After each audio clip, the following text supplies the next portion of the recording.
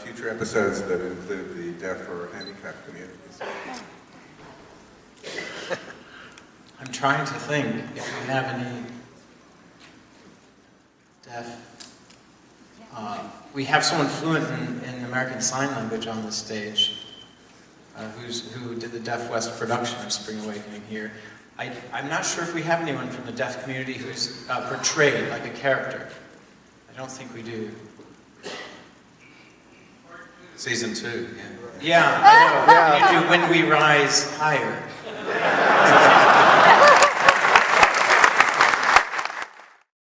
I mean, by the way, it's already so remarkable that ABC is, invested in this and produced this and has so much faith in it, but this is how much faith they have in it. The day after the Academy Awards is the premiere day for this show. These 2 hours premiere on ABC on Monday after the Academy Awards, and they've cleared prime time the entire week. 2 hours a night, Monday, Tuesday, Wednesday, Thursday.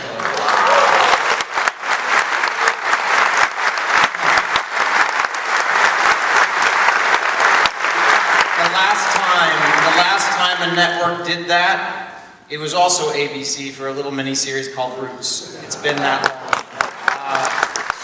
Thank you, everyone. So tune in starting February 27th on ABC for 2 hours a night for the entire week. Right here. Yeah, do we get to hear the interaction between the Supreme Court over gay marriage?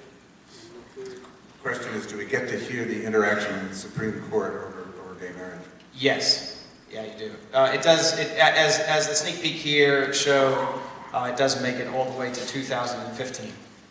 So you get to see some of that. The question really is, what can we do besides sitting behind Facebook and complaining about Trump? I feel like the only appropriate thing to do right now is to pass this microphone to Cleve Jones.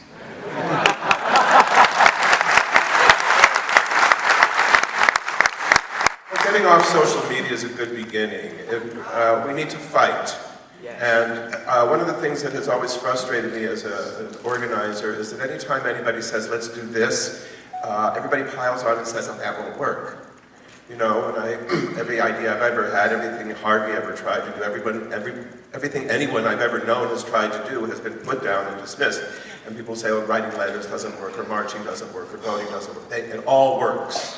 And you just need to do it over and over and over and be relentless. And those few of you here who are young are going to be dealing with the aftermath of this election for the rest of your lives. And those of us who are gray are not going to live long enough to see this finished.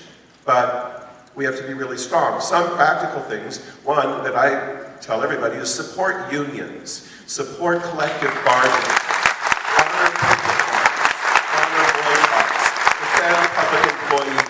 defend teachers. That's a good beginning.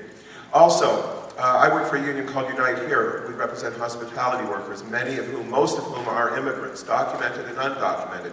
You all need to be thinking about what you're going to do and how you're going to respond if they come for your neighbors. And we need to talk to our neighbors who are immigrants and find out what we can do. What are the practical steps? What are the legal steps? How do you take care of their kids if their parents are taken away while the kids are at school? This is the kind of shit we're probably going to have to deal with. And it also means getting real about how corrupt and utterly fucked up our system is right now in the combination of gerrymandering and dark money.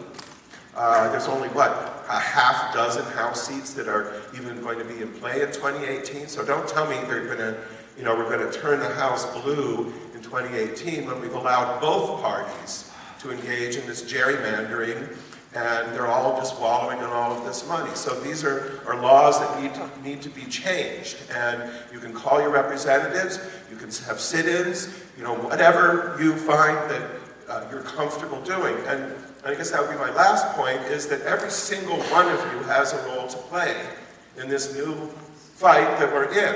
It doesn't matter how old you are or what color you are, and if your capacity for empathy is restricted in some way by your gender or your generation or your skin color, then you need to look at that very closely. But find a way to fight back that you're comfortable with, because really, this is going to be a long haul, and we're going to have to be really, really strong, and we're going to have to stand together and not allow ourselves to be divided the way we have permitted it in the past. And that's why this is so timely, and I am grateful to ABC. Never thought I'd hear those every time.